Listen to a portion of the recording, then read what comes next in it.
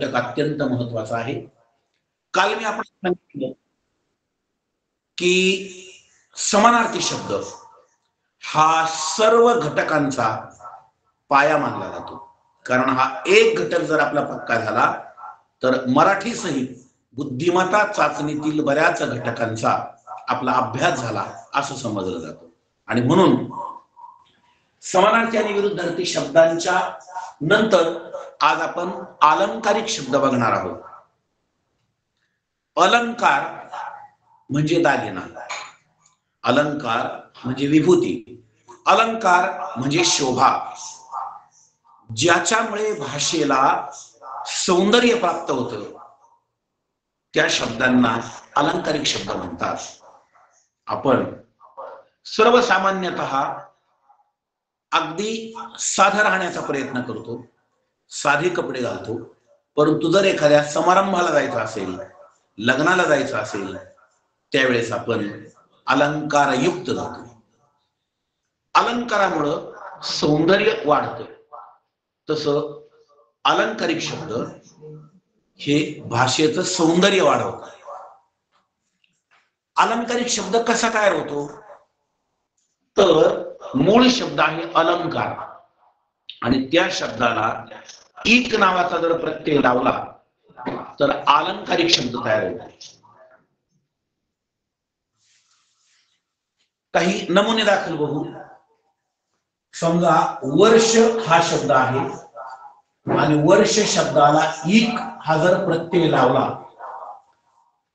तर व्याकरणाच्या नियमानुसार वर्ष शब्दाला इक प्रत्यय लावल्यानंतर पहिल्या अक्षराला काना द्यायचा आणि दुसऱ्या अक्षराला पहिली व्हॅलेंटी द्यायची, तो शब्द होतो वार्षिक। वर्ष अधिक इक बरोबर वार्षिक। आता आपल्या निवडणुका झाल्या विधानसभेच्या, सार्वत्रिक निवडणुका, सर्वत्र अधिक इक बरोबर सार्वत्रिक, पहिल्या अक्षराला काना द्यायचा आणि पहिल्या शब्दातील शेवटच्या अक्षराला पहिलीच वेलांटी द्यायची, सार्वत्रिक। यानंतर धर्म जर शब्द आपण बघितला, त्याला इक नावाचा प्रत्यय लावला तर धार्मिक, इथं सुद्धा पहिल्या अक्षराला काना आणि मला पहिली वेलांटी। याचा अर्थ मूळ शब्दामध्ये जर इक नावाचा प्रत्यय लावायचा ठरला तर पहिल्या अक्षराला आपण काना देतो आणि पहिल्या शब्दातील शेवटच्या अक्षराला पहिली वेलांटी देतो।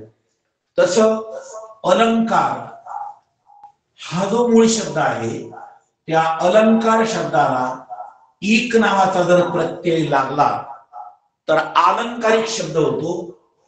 आठवणीने अला काना द्यायचा, अलंकारिक। बऱ्याच प्रश्नपत्रिकांमध्ये किंवा काही पुस्तकांमध्ये सुद्धा अलंकारिक असा शब्द दिला जातो, परंतु ते चुकीचं असून अला काना द्यायचा अलंकारिक, कारण इक प्रत्ययामुळे बदल झालेला आहे।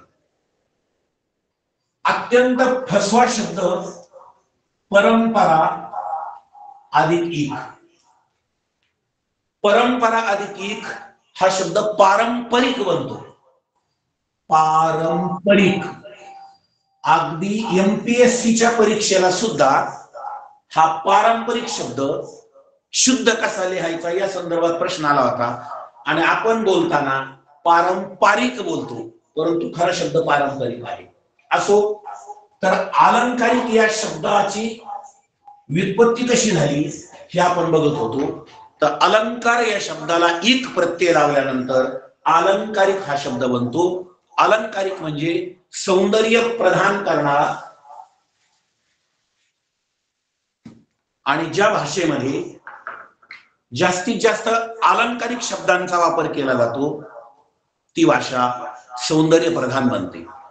आपण साहित्य क्षेत्राचा अभ्यास जर केला तर मराठी भाषेमध्ये पहिला ज्ञानपीठ पुरस्कार ज्यांना मिळाला, वि स खांडेकर यांची ययाती कादंबरी जर आपण वाचली तर अलंकारिक शब्दांचा भरणा त्याच्यात सापडेल. मृत्युंजय सारखी जर कादंबरी वाचली तर अनेक अलंकारिक शब्द त्याच्यात सापडतील, सौंदर्य प्रधानता वाढते. आणि म्हणून भाषिक समृद्धी येण्याकरता अलंकारिक शब्दांची योजना केलेली असते. त्या अलंकारिक शब्दांचे काही नमुने दाखल आपण उदाहरण बघणार आहोत. क्रमांक 1, अरण्य रुदन. अरण्य म्हणजे जंगल. अरण्य म्हणजे जंगल, वन, कानन, विपिन असे वेगवेगळे शब्द आहेत. आणि रुदन शब्दाचा अर्थ होतो रडणे. अरण्य रुदन म्हणजे घनघोर अशा जंगलामध्ये, घनदाट अशा जंगलामध्ये केलेलं रुदन. कल्पना करा, आजूबाजूला जंगल आहे आणि 4, 5, 10, 20 किलोमीटर पर्यंत एकही लोकवस्ती नाही. अशा वेळेस संकटात आपण सापडलेलो आहोत आणि कितीही जरी रुदन केलं, कितीही जरी रडलो, ओरडलो, आपण मदतीची याचना केली, कुणीही मदतीला येऊ शकत नाही. आणि म्हणून अरण्य रुदन शब्दाचा अर्थ काय की काहीही मदत होणार नाही, व्यर्थ केलेले परिश्रम. आपण कितीही प्रयत्न केला तर अरण्यातील रुदनाचा, रडण्याचा असा कोणताही परिणाम होत नाही. तर अरण्य रुदन हा शब्द आहे. पुढील शब्द आपण बघत आहोत, अक्षर शत्रू. अक्षर शत्रू म्हणजे काय? शाळेची पायरी न चढलेली व्यक्ती, निरक्षर व्यक्ती, अक्षराबाबत जी पूर्णतः अनभिज्ञ आहे अशा पद्धतीच्या निरक्षर व्यक्तींना अक्षर शत्रू या अलंकारिक शब्दाने संबोधलं जातं. पुढचा शब्द आपण बघत आहोत, अष्टौ प्रहर. कालच आपण बघितलं, प्रहर हा 3 तासांचा असतो. जुन्या काळामध्ये कालमापनाचं ते एक एकक मानलं जायचं. दिवसभरात 24 तास असतात, साधारणतः 3 तासांचा एक प्रहर असतो. आपण बघतो सकाळी रामप्रहर म्हणतात लोक, साधारणतः सूर्योदयानंतरचे पुढचे 3 तास, किंवा सायंकाळी जी वेळ असते तिसरा प्रहर असं म्हटलं जातं. म्हणजे काय तर 24 तासातील 8 समान भाग केल्यानंतर 3-3 तासांचा जो कालावधी असतो त्याला प्रहर म्हटलं जातं. आणि अष्टौ प्रहर म्हणजे 8 प्रहरांचा कालावधी, याचा अर्थ पूर्ण 24 तास. अष्टौ प्रहर म्हणजे सतत, अष्टौ प्रहर म्हणजे रात्रंदिवस, अष्टौ प्रहर म्हणजे अहर्निश असा त्याचा अर्थ आहे. पुढचा आपण शब्द पाहतो, अवकाळी. अवकाळी म्हणजे अवेळी. आपल्याकडे भारतामध्ये मोसमी वारे येतात, जून, जुलै, ऑगस्ट, सप्टेंबर. म्हणून भारतामध्ये 3 ऋतूंचा समावेश होतो, उन्हाळा, पावसाळा आणि हिवाळा. पण बऱ्याच वेळा असं आपल्याला जाणवतं, हिवाळ्यामध्ये सुद्धा पाऊस पडतो, उन्हाळ्यामध्ये सुद्धा पाऊस पडतो. तर अवेळी झालेला जो पाऊस त्याला अवकाळी म्हणतात, किंवा अवकाळी म्हणजे वेळ चुकवून घडलेली घटना. कुंभकर्ण. बऱ्याच वेळा अलंकारिक शब्दामध्ये वेगवेगळे अवतार आपण मानतो. सुहास हा कुंभकर्णाचा अवतार आहे. म्हणजे काय तर रामायण काळामध्ये 6 महिने झोपणारा रावणाचा बंधू, रावणाचा भाऊ कुंभकर्ण होता. आणि म्हणून खूप झोपणारा, दीर्घकाळ झोपणारा जो माणूस असेल त्याला कुंभकर्णाचा अवतार म्हणतात. कुंभकर्णाप्रमाणेच अशा काही महाभारतामध्ये, रामायणामध्ये किंवा पुरातन काळामध्ये अशा काही व्यक्तिरेखा होऊन गेल्या, त्यांची काही वैशिष्ट्ये होती आणि त्या वैशिष्ट्यावरून अलंकारिक शब्द पडले आहेत. कुंभकर्ण म्हणजे जसं खूप झोपणारा मनुष्य, तसं कर्णाचा अवतार म्हणजे उदार मनुष्य.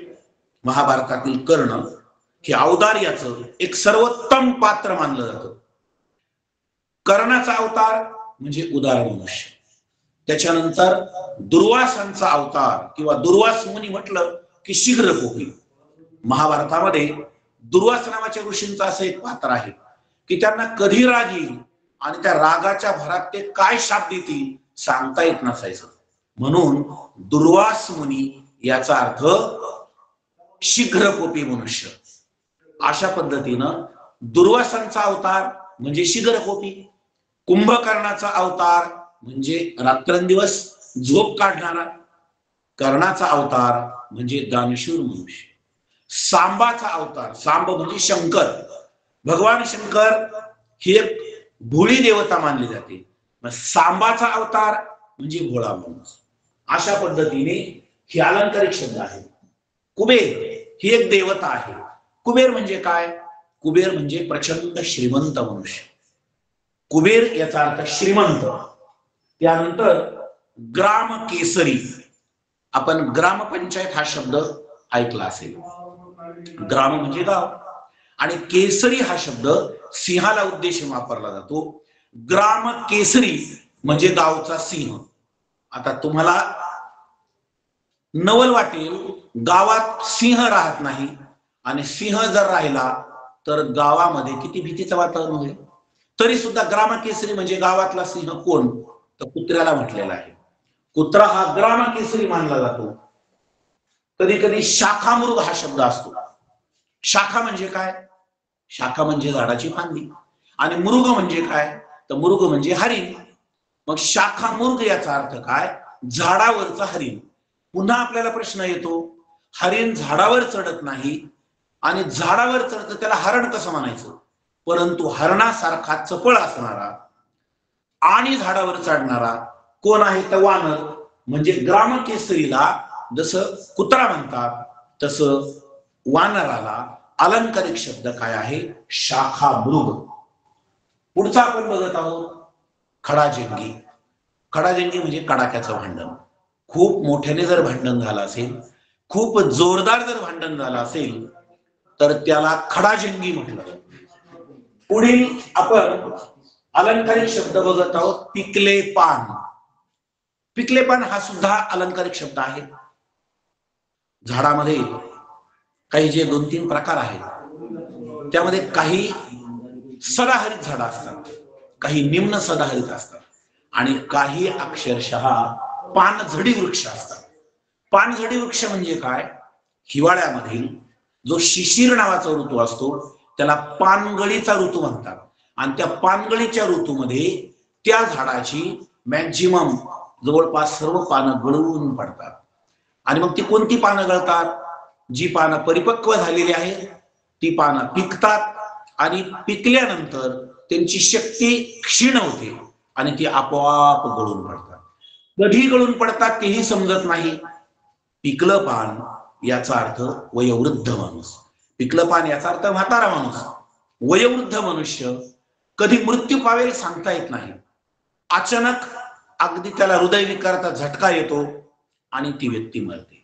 जसं पिकलेलं पान कधी गळून पडेल सांगता येत नाही, तसं वयोवृद्ध माणूस कधी मरेल सांगता येत नाही. आणि म्हणून पिकलं पान हे जे अलंकारिक शब्द आहे हा वयोवृद्ध माणसांना उद्देशून आहे. पुढे आहे पांथस्थ.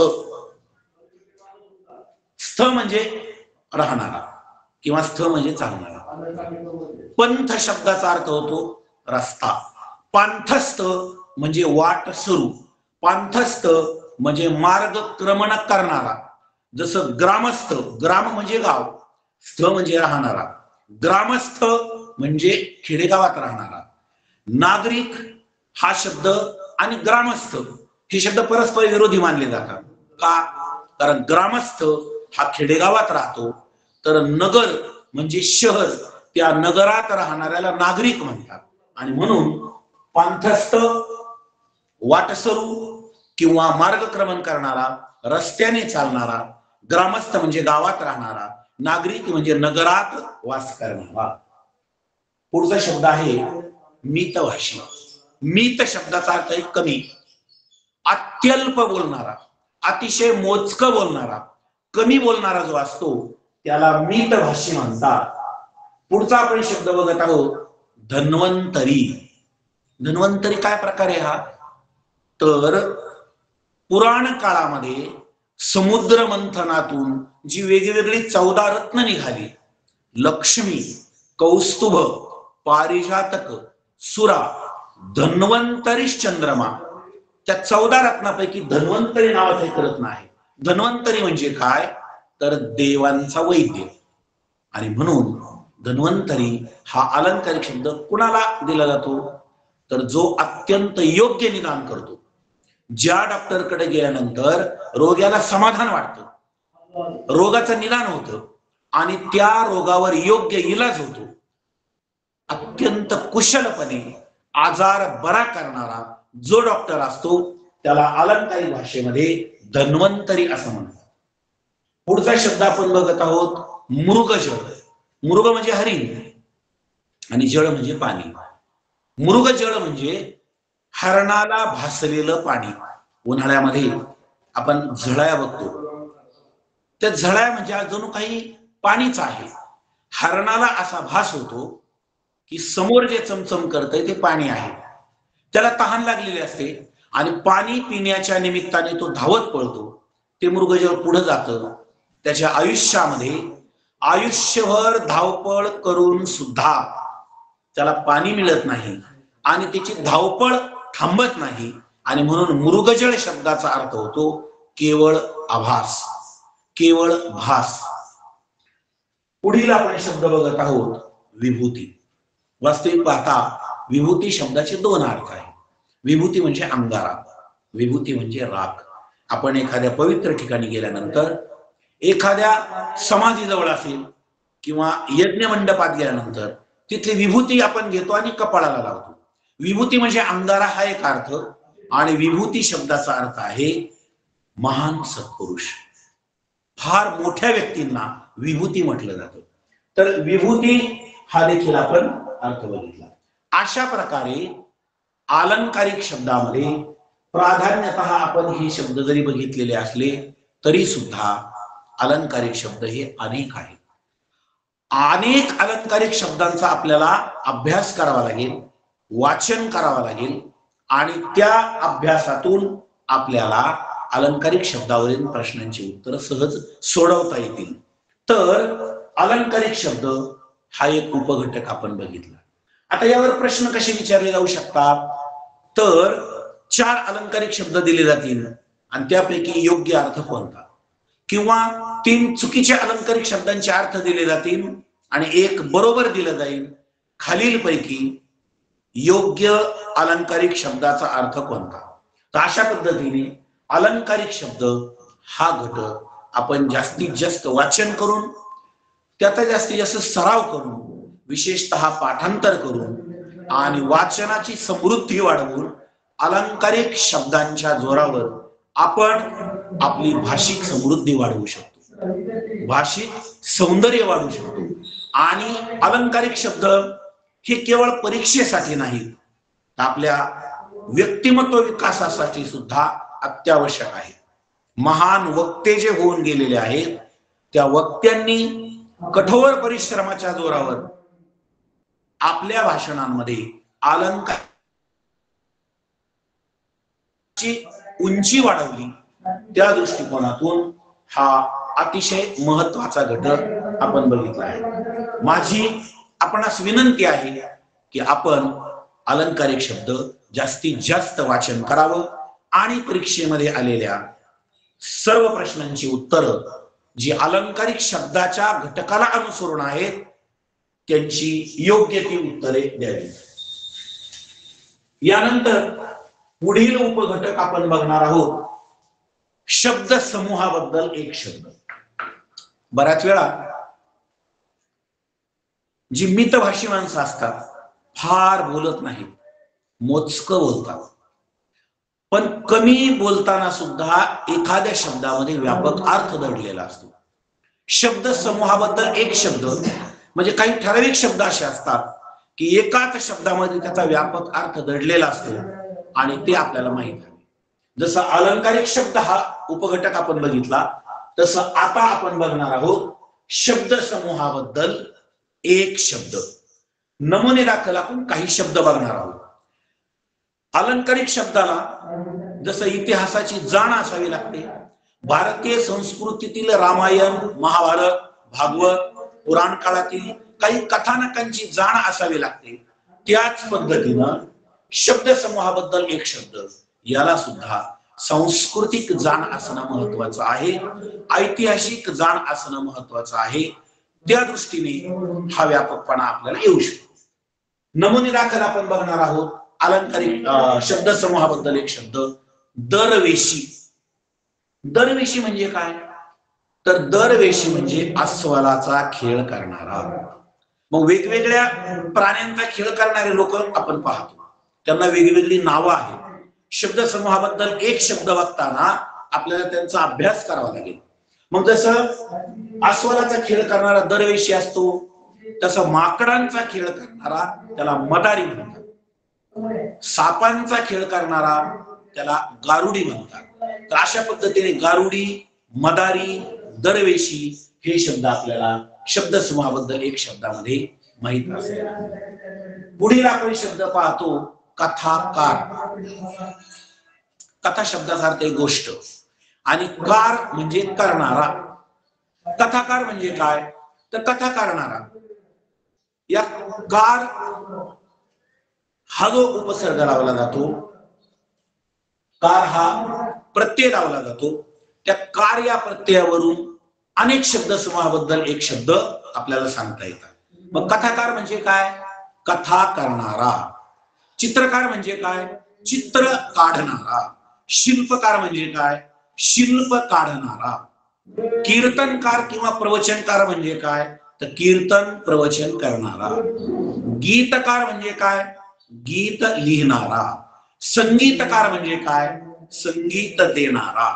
अशा पद्धतीने मूर्तिकार असेल, शिल्पकार असेल, संगीतकार, गीतकार, कथाकार, चरित्रकार चरित्र लिहिणारा, कादंबरीकार कादंबरी लिहिणारा, अशा पद्धतीने कार या प्रत्ययावरून सुद्धा अनेक शब्दसमूहाबद्दल एक शब्द तयार होतात.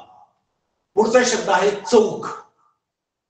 चौक शब्दाचा अर्थ काय होतो?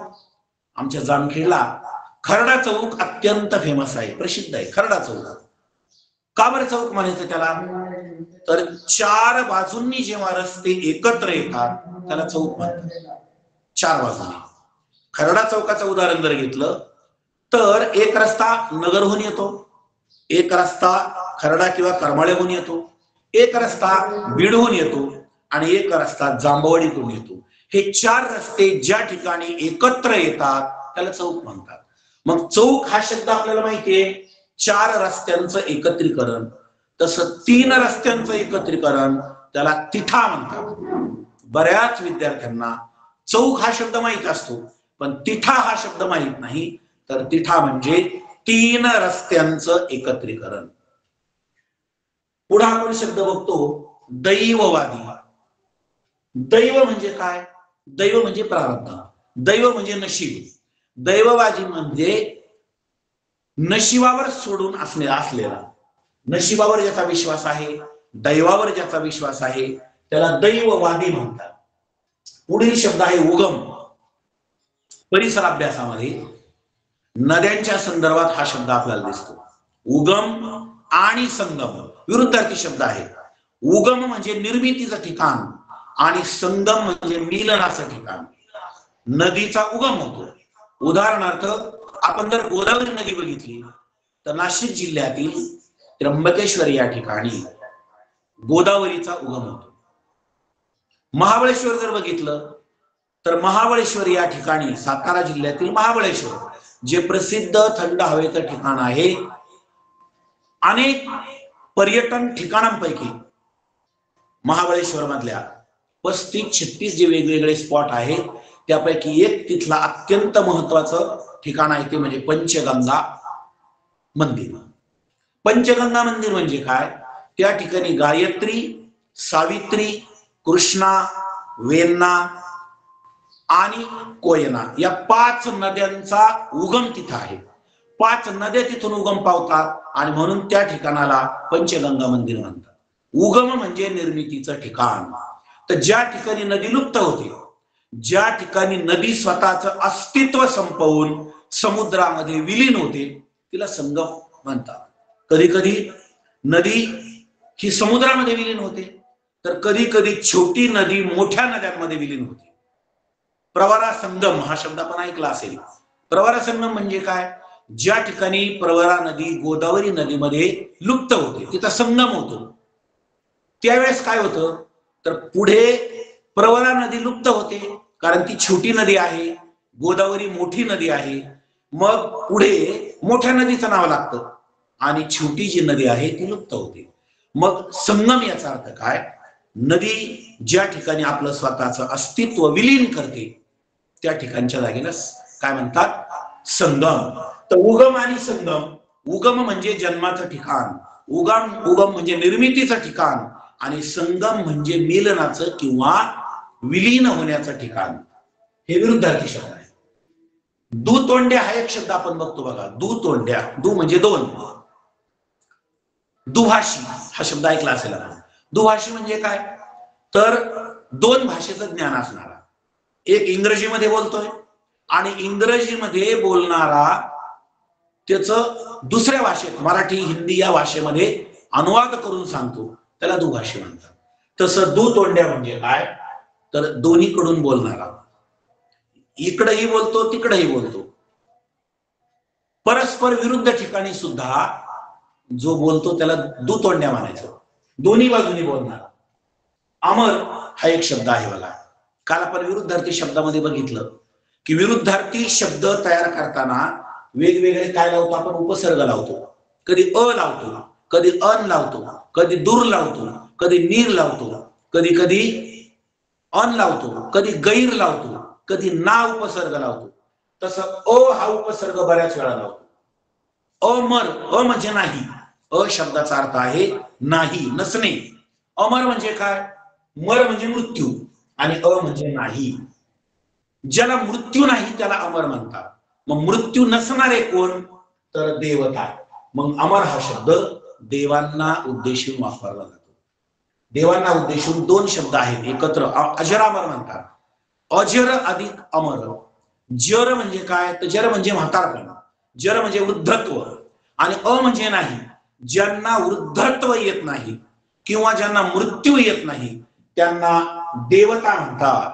आपण जर बघितलं देवतांचे जे काही फोटो बघितले आपल्या असं लक्षात येईल की हजारो वर्षापासून त्यांचे जे चित्र आहेत, त्यांचं जे स्वरूप आहे ते अगदी अजरामर दाखवलेलं आहे, अत्यंत स्वरूप दाखवलेलं आहे. म्हणजे काय तर देवता मरत नसतात आणि देवता म्हाताऱ्या होत नसतात, म्हणून त्यांना दोन विशेषण लावली जातात, अजर आणि अमर. वयोवृद्ध न होणारे त्याला चिरतरुण म्हणतात. तर अमर म्हणजे देवता किंवा अजर म्हणजे देवता. पुढील एक शब्द पाहतो आपण, चिंतामणी. कदाचित पसायदान तुमच्या नक्कीच पाठ असेल आणि त्या पसायदानामध्ये 3 शब्दांचा समावेश आहे बघा. चेतना चिंतामणीचे गाव, त्याच्यामध्ये कल्पतरू आहे, चिंतामणी आहे, कामधेनू किंवा अर्णव म्हणजे समुद्र आहे. तर हे जे शब्द आहेत ना हे सध्या अस्तित्वात नाही, पण काही काल्पनिक शब्द आपल्याला मात्र अर्थाच्या दृष्टीने माहित पाहिजे. जुन्या काळात अशी संकल्पना होती, काही अशा वस्तू होत्या, अशी मान्यता होती की त्या जर प्राप्त झाल्या तर त्या आपल्या सगळ्या प्रकारच्या मनोकामना पूर्ण करायच्या. त्यामध्ये प्राधान्याने 3 वस्तूंचा समावेश होतो. क्रमांक 1 चिंतामणी. चिंता म्हणजे काळजी आणि मणी म्हणजे रत्न किंवा खडा. असा एक दगड पुराण काळामधील अनेक कथेमध्ये आपल्याला चिंतामणीच्या कथा सापडतील. चिंतामणी म्हणजे काय तर असा दगड की जो आपल्या सर्व प्रकारच्या चिंता हरण करतो, दूर करतो. चिंतामणी म्हणजे सर्व चिंता दूर करणारा दगड. जसा चिंतामणी असतो तसंच कामधेनू पण आपल्याला माहित असायला हवी. धेनू म्हणजे गाय. गायीला जे अनेक समानार्थी शब्द आहेत, गायीला गो म्हणतात, गो म्हणजे गाय, तसंच धेनू म्हणजे गाय. मग कामधेनू याचा अर्थ काय, काम म्हणजे इच्छा आणि धेनू म्हणजे गाय. कामधेनू याचा अर्थ आपल्या मनातील सुप्त इच्छा किंवा आपण जी इच्छा व्यक्त केलेली आहे ती सर्व इच्छा पूर्ण करण्याची क्षमता ज्या गायीमध्ये असते अशा दैवी गायीला कामधेनू म्हणतात. मग कामधेनू म्हणजे सर्व प्रकारच्या इच्छा पूर्ण करणारी गाय. चिंतामणी म्हणजे सर्व प्रकारची चिंता दूर करणारा मणी. आणि तिसरा एक शब्द असा असतो तो म्हणजे कल्पतरू. कल्प म्हणजे कल्पिलेलं, कल्प म्हणजे मनात आलेलं, कल्प म्हणजे आपण ठरवलेलं, आणि ती सगळं इच्छा पूर्ण करणारा तरू म्हणजे वृक्ष. कल्पतरू म्हणजे मनातील सर्व इच्छा पूर्ण करणारा झाड. मग हे तीन शब्द आपल्या लक्षात आले. चिंतामणी चिंता दूर करणारा मणी, कल्पतरू सर्व प्रकारच्या इच्छा पूर्ण करणारं झाड, आणि कामधेनू सर्व प्रकारची इच्छा पूर्ण करणारी गाय. पुराण काळामध्ये असे अनेक काही शब्द आहेत. अमृत नावाचा एक शब्द आहे. वास्तविक पाहता आज आपण अमृत चहाला म्हणतो किंवा वेगवेगळ्या प्रकारचे अमृत पाहतो, पण अमृत शब्दाचा अर्थ काय आहे? अ म्हणजे नाही आणि मृत म्हणजे मृत्यू. जसं अमर म्हणजे ज्यांना कधीच मरण येत नाही, तसं अमृत शब्दाचा अर्थ काय आहे? जे पिल्यानंतर, जे प्राशन केल्यानंतर कधीही मरण येत नाही त्याला अमृत म्हणायचं. अमृत हा एक द्रव पदार्थ पुराण काळामध्ये वर्णन केलेलं आहे. अमृत त्याच्या विरुद्ध विष. विष म्हणजे काय? जे पिल्यानंतर लगेच मृत्यू येतो. आणि अमृत म्हणजे काय? जे पिल्यानंतर कधीच मृत्यू येत नाही. तर हे काही जे पौराणिक शब्द आहेत, जे काल्पनिक आहेत, जे आज अस्तित्वात नाही, तरी सुद्धा आपल्याला सामान्य ज्ञान म्हणून या शब्दांचा अर्थ माहित असायला हवा. परीस नावाचा एक शब्द आहे बघा. परीस सध्या अस्तित्वात नाहीये कुठं, पण परीस म्हणजे काय? असा एक दगड लोखंडाला लावल्यानंतर त्या लोखंडाचं सोनं जो दगड करतो त्याला परीस म्हणतात. पुढील शब्द आपण पाहतो त्रैमासिक. त्रयी शब्दाचा अर्थ आहे तीन. आपल्याला काही संस्कृत शब्दांचा सुद्धा अर्थ माहित असणं गरजेचं आहे. उदाहरणार्थ द्वि म्हटलं का दोन, चतुष म्हटलं का चार, पंच म्हटलं की पाच, षट म्हटलं की सहा. षटपद, षटपद म्हणजे सहा पायांचा, त्याला आपण कीटक म्हणतो षटपद किंवा षटपदी. षटपदी म्हटलं सहा कडव्यांची कविता. षट म्हणजे सहा, सप्त म्हणजे सात, अष्ट म्हणजे आठ. अशा पद्धतीने त्रैमासिक म्हणजे काय? तर त्रयी म्हणजे तीन आणि मासिक म्हणजे दर महिन्याला प्रकाशित होणार. मग त्रैमासिक म्हणजे काय? दर 3 महिन्याला जे प्रकाशित होतं त्याला त्रैमासिक म्हणतात. हा कालानुरूप आलेला शब्दसमूहाबद्दल एक शब्द आहे. या त्रैमासिक वरून आपण इतर अनेक शब्द बघू शकतो. उदाहरणार्थ दिन म्हणजे दिवस. मग रोज किंवा दिवसातून एकदा जे प्रकाशित होतं त्याला दैनिक म्हणतात. कारण दिन म्हणजे दिवस, दैनिक म्हणजे दररोज प्रकाशित होणारे. आपण वर्तमानपत्र वगैरे पाहतो. दैनिक सकाळ, दैनिक लोकसत्ता, दैनिक पुण्यनगरी, दैनिक पुढारी, दैनिक केसरी. या वर्तमानपत्रांच्या नावाच्या अगोदर दैनिक हा शब्द वापरला जातो कारण ते रोज प्रकाशित होतात. मग दैनिक म्हणजे काय? दररोज प्रकाशित होणार. साप्ताहिक म्हणजे काय? मगाशी आपण ईक नावाचा प्रत्यय लावला बघा. सप्ताह म्हणजे आठवडा आणि ईक त्याला प्रत्यय लागला तर साप्ताहिक म्हणजे दर सप्ताहाला, दर आठवड्याला जे प्रकाशित होतं त्याला काय म्हणतात? साप्ताहिक. पक्ष म्हणजे पंधरवडा. पक्ष 15 दिवसांचा कालावधी. सामान्य ज्ञान म्हणून हे आपल्याला माहित असायला हवं. एका महिन्यात साधारणतः 30 दिवस असतात. प्रतिपदा ते पौर्णिमा हा महिन्यातला पहिला पंधरवडा असतो आणि पौर्णिमेनंतर पुन्हा प्रतिपदा ते अमावास्या हा महिन्यातील दुसरा पंधरवडा असतो. म्हणजे एका महिन्यात 2 पंधरवडे असतात. त्याला पक्ष म्हणतात. पक्ष शब्दाचे 2-3 वेगवेगळ्या प्रकारचे अर्थ आहेत. वाक्यामध्ये पक्ष हा शब्द कोणत्या अर्थाने योजिला ते आपल्याला बारकाईने वाचून लक्षात घ्यावं लागेल. पक्ष शब्दाचा अर्थ पंधरवडा असा होतो, 15 दिवसांचा कालावधी. पक्ष शब्दाचा अर्थ राजकीय संघटना असा होतो. आता निवडणुकांचा हंगाम होता, निवडणुकीचे वारे होते. कोणी या पक्षाकडून अर्ज भरला, कोणी त्या पक्षाकडून अर्ज भरला, निकाल लागला. या पक्षाचे एवढे निवडून आले, त्या पक्षाचे आपण म्हणतो ना पक्ष, पक्ष म्हणजे राजकीय संघटना हा दुसरा अर्थ, आणि पक्ष म्हणजे बाजू, पक्षकार असा शब्द आपण ऐकला असेल. तर पक्ष म्हणजे बाजू हा एक अर्थ, पक्ष म्हणजे राजकीय संघटना हा एक अर्थ, आणि पक्ष म्हणजे 15 दिवसांचा कालावधी हा एक अर्थ, 15 तर या ठिकाणी पक्ष त्याला इक नावाचा प्रत्यय जर लागला, पाक्षिक म्हणजे 15 दिवसातून जे प्रसिद्ध होतं, प्रकाशित होतं त्याला पाक्षिक म्हणतात. मास म्हणजे महिना, मास शब्दाचा अर्थ काय होतो, महिना, आणि त्या महिन्यामध्ये त्याला एक प्रत्यय लावला मासिक. द्विमासिक म्हणजे 2 महिन्यातून प्रकाशित होणार, त्रैमासिक म्हणजे 3 महिन्यातून एकदा प्रकाशित होणार, षण्मासिक मगाशी मी तुम्हाला सांगितलं षट म्हणजे 6 आणि मासिक म्हणजे दर महिन्याला प्रकाशित होणार. मग षण्मासिक, षट अधिक मासिक हे 2 शब्द एकत्र आले तर संधी तयार झाल्यानंतर टच रूपांतर न बाणामध्ये होतं षण्मासिक, याचा अर्थ 6 महिन्यातून एकदा प्रकाशित होणार षण्मासिक. वार्षिक म्हणजे वर्षातून एकदा प्रकाशित होणार, द्विवार्षिक म्हणजे 2 वर्षातून एकदा प्रकाशित होणार, त्रैवार्षिक 3 वर्षातून एकदा प्रकाशित होणार, पंचवार्षिक आपण बघतो निवडणुका, पंचवार्षिक अधिवेशन, पंचवार्षिक अधिवेशन 5 वर्षातून एकदा जे होतं त्याला पंचवार्षिक.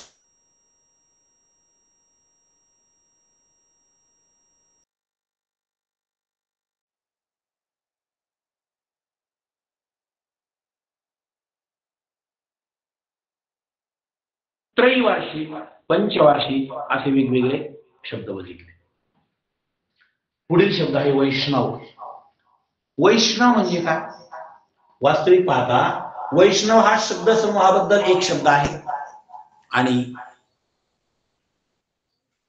अलंकारिक शब्द सुद्धा म्हणता येईल त्याला. वैष्णव म्हणजे विष्णूची उपासना करणारे.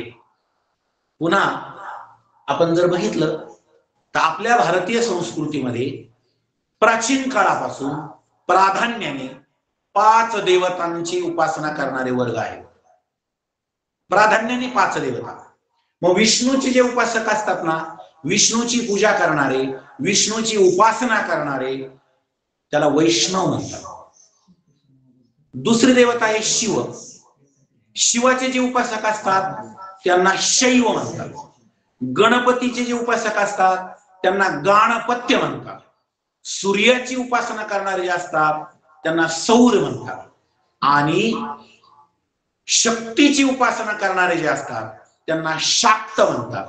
अशा पद्धतीनं वैष्णव म्हणजे विष्णू उपासक, शैव शिव उपासक, सौर सूर्य उपासक, शाक्त शक्ती उपासक आणि गणपत्य गणपतीचे उपासक.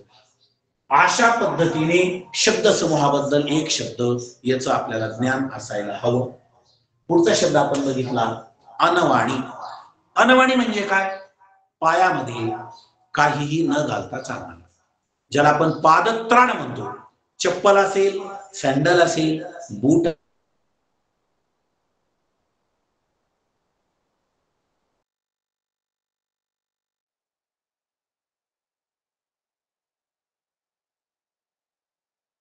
तसं बोडखा हा एक शब्द आहे. बोडखा म्हणजे काय, आता सध्या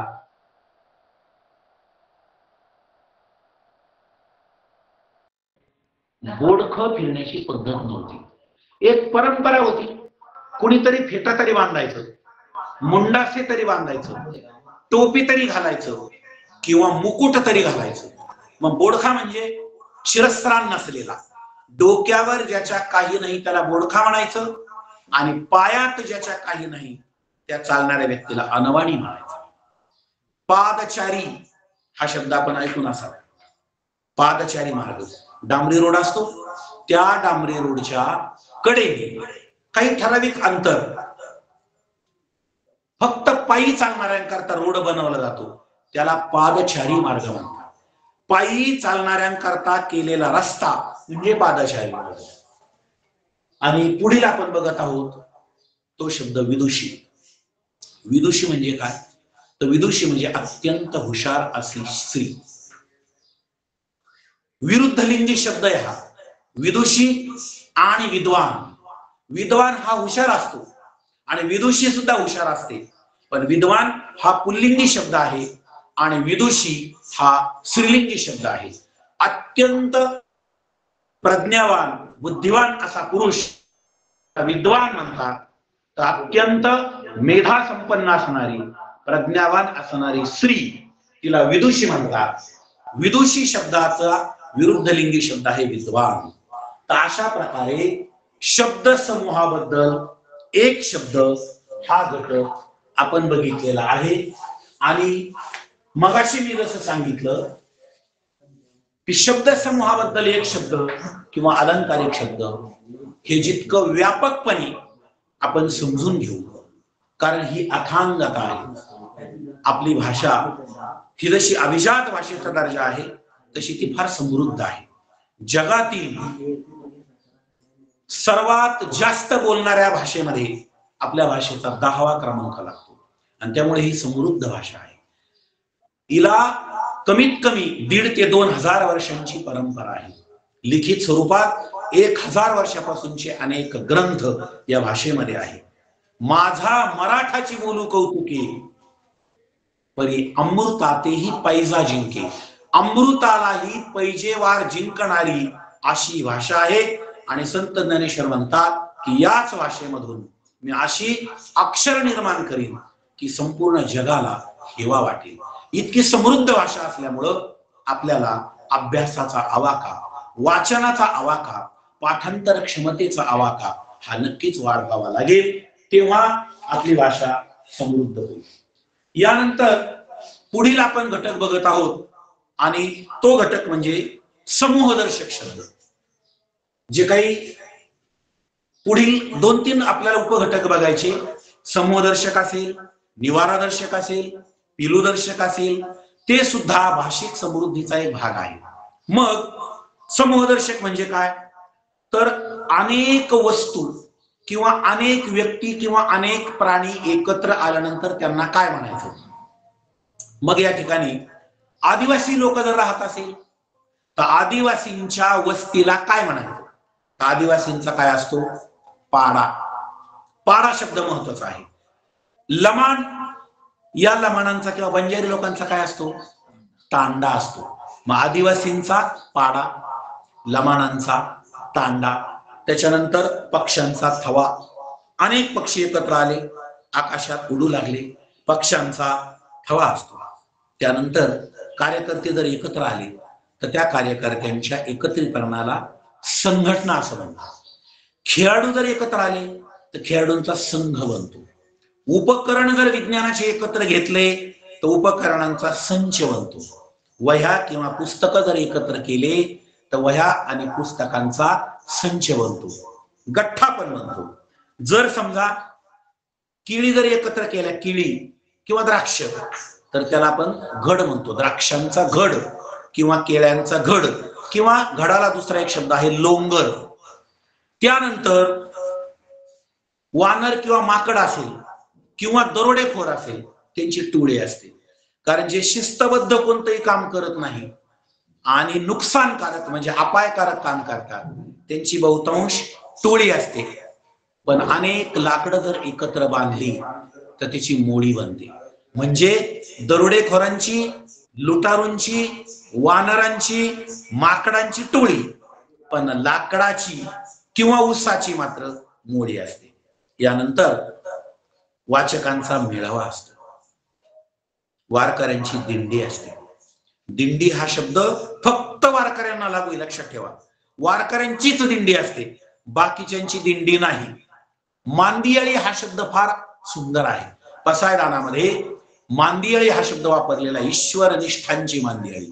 मग मांदियाळी म्हणजे काय, तर जे ईश्वरनिष्ठ असतात ते लोक जर एकत्र आले त्याला मांदियाळी म्हणतात. म्हणजे भक्तांची मांदियाळी असते, वैष्णवांची मांदियाळी असते आणि ईश्वरनिष्ठांची मांदियाळी असते. यानंतर जी अनुक्रमणिकेमध्ये वेगवेगळी जी क्रमाने नावं दिलेली असतात त्याला सूची म्हणतात, सूची. यानंतर प्रश्नपत्रिकांचा संच असतो. नोटा जर आपण बघितल्या तर त्या नोटांना एकत्रीकरण जर केलं, त्याला रबर वगैरे लावलं, इंग्लिशमध्ये त्याला आपण बंडल म्हणतो, पण त्या बंडलला शुद्ध मराठीमध्ये पुडके असा शब्द आहे, म्हणजे नोटांचे पुडके. यानंतर करवंद, जर आपण डोंगरदऱ्यामध्ये फिरलो तर करवंदाची काय असते, जाळी असते. यानंतर कडबा, जनावरांचं अत्यंत आवडतं खाद्य. मग कडव्याची काय असते, पेंढी असते. त्याच्यानंतर उतारूंची झुंबड असते. जे वाटसरू असतात, प्रवासी असतात, त्या प्रवाशांनी एकत्र गर्दी केली का त्याला आपण झुंबड म्हणतो, झुंबड. त्याच्यानंतर आंब्यावरून 2 समूहदर्शक शब्द आहेत. जर आंब्याच्या झाडांची गर्दी असेल, एकाच रेषेमध्ये, एकाच लाईन मध्ये अनेक आंब्यांची झाडं असतील तर त्याला राई म्हणतात.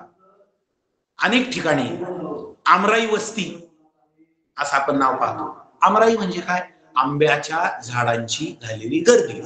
अनेक आंब्याचे झाडं एकत्र असतील त्याला आमराई म्हणतात.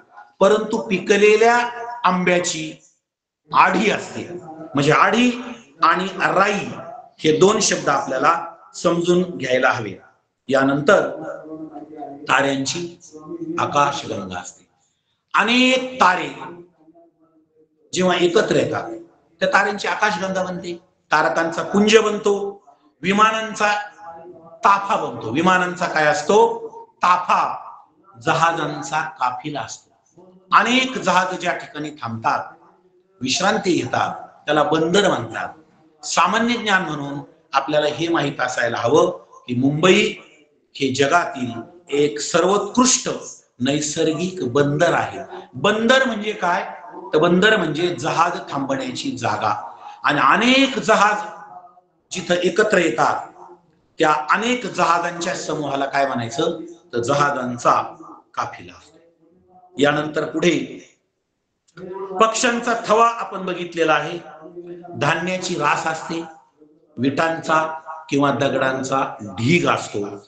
यानंतर फळ झाडांचे उपवन असतं, फळ झाडांचं उपवन असतं. अनेक फुलं जर एकत्र केले आणि छानपैकी त्या फुलांना एकत्रित करून बांधण्यात आलं त्याला पुष्पगुच्छ म्हणतात. आपण इंग्रजीमध्ये बुके म्हणतो बघा. तर अशा पद्धतीने अनेक शब्द यात आपल्याला बघावं लागेल आणि यावर आधारित आपल्याला प्रश्न सोडवावे लागतील. तर समूहदर्शक शब्द आपण बघितलेला आहे. यातील एक पुढचा छोटा घटक आणि तो आहे घरदर्शक. घर आपल्याला कल्पना आहे, घरांचे साधारणतः 2 प्रकार पडतात. प्रत्येक जीवाला थंडीपासून, उन्हापासून, पावसापासून किंवा नैसर्गिक किंवा इतर हिंस्र प्राण्यांपासून रक्षण करता यावं याकरता तो निवारा बघतो. मग निवारे 2 प्रकारचे, एक नैसर्गिक निवारे आणि एक कृत्रिम निवारे. काही प्राणी असे असतात ते नैसर्गिक निवारे शोधतात आणि काही प्राणी स्वतःचं घर स्वतः तयार करतात. काही प्राणी असेही असतात की दुसऱ्यांनी तयार केलेल्या घरामध्ये सुद्धा ते राहतात. मग कोणत्या प्राण्याच्या किंवा पक्षाच्या निवाऱ्याला काय म्हणतात हे आपण थोडक्यात बघूया. निवारा बारकाईने जर बघितलं, उंदीर, घूस, ससा यांच्या निवाऱ्याला बीळ बांधतात. उंदीर ही बिळात राहतो, ससा सुद्धा गवत किंवा बीळ या दोन्हीत राहतो. यानंतर वेगवेगळ्या पक्ष्यांच्या निवाऱ्याला घरटे म्हणतात. कावळ्याचं काय असतं, घरट. चिमणीचं काय असतं, घरट.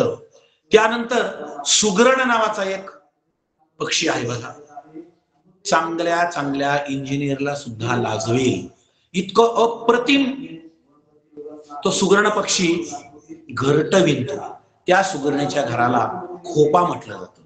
त्यानंतर कोंबड्यांच्या निवाऱ्याला खुराडा म्हणतात, माणसाच्या निवाऱ्याला घर म्हणतात. आता वास्तविक पाहता त्या घरांची सुद्धा अनेक प्रकार आहेत. झोपडी वेगळी असते, इमारत वेगळी असते. इमारत, झोपडी ज्याला आपण बिल्डिंग म्हणतो इमारतीला, बिल्ड म्हणजे बांधणे, जी बांधलेली असते, 1 मजली 2 मजली 3 मजली इमारत. तर माणसाच्या घरांचे उपप्रकार अनेक पडतात, पण सर्वसाधारणतः माणसांच्या निवाऱ्याला घर म्हणतात.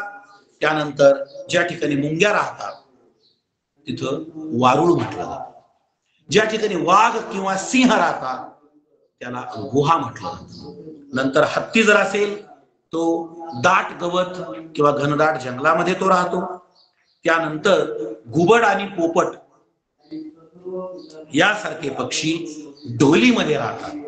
ढोली म्हणजे काय, तर मोठं झाड असतं, त्या झाडाच्या खोडामध्ये नैसर्गिकरित्या निसर्गतः तयार झालेला एक खोल जागा असते की ज्या जागेमध्ये ऊब तयार होते, ज्या जागेत पाऊस पडत नाही, ज्या जागेत थंडी लागत नाही, ज्या जागेत उष्णतेचा त्रास होत नाही, त्याला ढोली म्हणतात. पोपट किंवा घुबड यांचं जे निवारस्थान आहे ते आहे ढोली. बऱ्याच वेळा असा प्रश्न येतो, पोपटाचं निवासस्थान काय? पिंजरा आणि ढोली असे 2 जर पर्याय दिले असेल त्यावेळेस पिंजरा द्यायचा नाही. त्याचं कारण, पिंजऱ्यामध्ये पोपट आनंदाने राहत नाही. पिंजरा हे पोपटाचं नैसर्गिक निवासस्थान नाही. पिंजरा म्हणजे त्याला कैद केलं जातं आणि त्यामुळं नैसर्गिक निवारा पोपटाचा काय आहे, ढोली. यानंतर पक्ष्यांचं घरट आपल्याला माहित आहे. मधमाशांचं पोळं, मधमाशा ज्या घरात राहतात त्याला पोळे म्हणतात. आणि हत्ती ज्या ठिकाणी राहतात त्याला हत्तीखाना म्हणतात. हत्तीखान्याला दुसरं नाव पिलखाना आहे, हत्तीखान्याला दुसरं नाव अंबारखाना आहे. तर अशा पद्धतीनं हे घरदर्शक शब्द आहे. आणि अशा या अनेक घरदर्शक शब्दांपैकी एखादा प्रश्न आपल्याला या घरदर्शक शब्दांनुसार येतो. पुढील आपल्याला उपघटक बघायचा आहे पिलूदर्शक. जसं निवारादर्शक बघितला, पिलू. प्रत्येक प्राणी किंवा पक्षी प्रजनन करतो. प्रजनन म्हणजे काय, सजीवांची जी लक्षणं आपण पाहिली परिसर अभ्यासामध्ये, सजीव कोणाला म्हणतो, ज्यांची निसर्गतः वाढ होते, ज्यांना अन्न पाणी हवा यांची आवश्यकता भासते, जे लहानचे मोठे होतात, ज्यांना श्वसनाची आवश्यकता असते. आणि सगळ्यात महत्वाचं सजीवांचं लक्षण काय, आपल्यासारखेच दुसरे सजीव जे निर्माण करतात त्याला प्रजनन म्हणतात. मग प्रजनन म्हटल्यानंतर छोटे पिल्लू आले. त्या प्रत्येक प्राण्याच्या आणि पक्ष्यांच्या पिल्लांना वेगळी नावं दिलेली आहेत, त्यांना पिलूदर्शक शब्द म्हणतात. उदाहरणार्थ, माणूस जर असेल तर त्या माणसाच्या छोट्या पिल्लाला आपण बाळ म्हणतो. बाळ, आमचा बाळ फार गुणी आहे. माणसाच्या पिल्लाला आपण काय म्हणतो, बाळ म्हणतो. कुत्र्याच्या पिल्लाला काय म्हणतात, मांजराच्या पिल्लाला काय म्हणतात, तर त्याला पिल्लूच म्हणतात, कुत्र आणि मांजर. यानंतर गाढवाचा असेल त्याला शिंगरू म्हणायचं किंवा तट्टू पण म्हणतात काही ठिकाणी. पक्ष्यांचंही पिल्लू असतं, कुत्रा आणि मांजर यांचंही पिल्लू असतं, माशाचंही पिल्लू असतं. म्हशीच्या पिल्लाला रेडकू म्हणतात, वाघाच्या पिल्लाला बछडा म्हणतात, बछडा. सिंहाच्या पिल्लाला छावा म्हणतात, गाईच्या पिल्लाला वासरू म्हणतात किंवा कालवड पण म्हणतात, गोरा पण म्हणतात. त्या वासरामध्ये 2 लिंग वेगवेगळे. स्त्रीलिंगी जर असेल छोटस बाळ तिला कालवड म्हणायचं आणि पुल्लिंगी असेल तर गोरा म्हणायचं. त्यानंतर घोड्याचं शिंगरू असतं.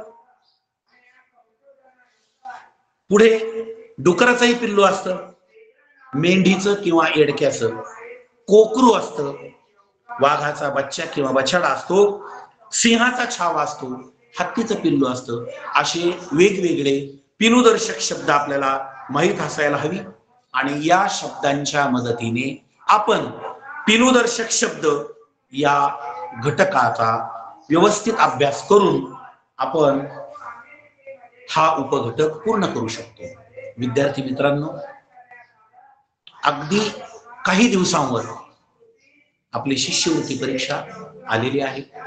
शिष्यवृत्ती परीक्षा हा भारताचा सुजाण नागरिक घडविण्यासाठीची एक मूलभूत आणि पायाभूत अशी पद्धती मानली जाते, प्रक्रिया मानली जाते. अत्यंत महत्वाची मानली जाते, अत्यंत प्रतिष्ठेची ही परीक्षा मानली जाते आणि या परीक्षेवर पुढची बरीच गणित आपली अवलंबून असतात। या परीक्षेला आपण महत्व देऊया। या परीक्षेच्या निमित्ताने आपण रात्रंदिवस अभ्यास करूया। या अभ्यासाच्या मदतीने सुजाण नागरिकत्वाची बीजे आपण पेरूया। या परीक्षेच्या माध्यमातून आपण चरित्र वाचूया, सामान्य ज्ञान वाढवूया, आपल्यात जिद्द निर्माण होऊया, जिद्द निर्माण करूया। तर या परीक्षेला निमित्त बनवून आपल्यातील सृजनशीलतेचा विकास होऊया, घडवूया। आपण सुजाण नागरिक बनूया। आपल्या मनामध्ये एक प्रकारची जिद्द असेल, एक प्रकारचा स्वाभिमान असेल, एक प्रकारची जिजीविषा, युयुत्सु वृत्ती म्हणजे एक प्रकारची सामर्थ्य संपन्नता निर्माण हो, अशा प्रकारची अपेक्षा मी या ठिकाणी व्यक्त करतो। आणि जिल्हा परिषद प्राथमिक शाळा बांधखडक या शाळेच्या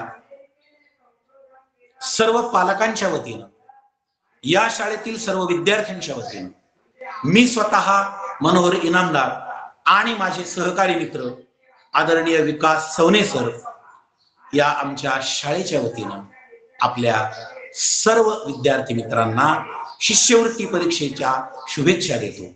आणि या ऑनलाईन क्लासच्या माध्यमातून आपल्याशी सुसंवाद साधण्याची संधी दिल्याबद्दल जिल्हा परिषद अहिल्यानगर आणि पंचायत समिती जामखेड येथील शिक्षण विभागाचे सर्व सन्माननीय अधिकारी आणि सर्व तंत्रस्नेही यांचे मनपूर्वक आभार मानून माझ्या वाणीला विराम देतो। धन्यवाद।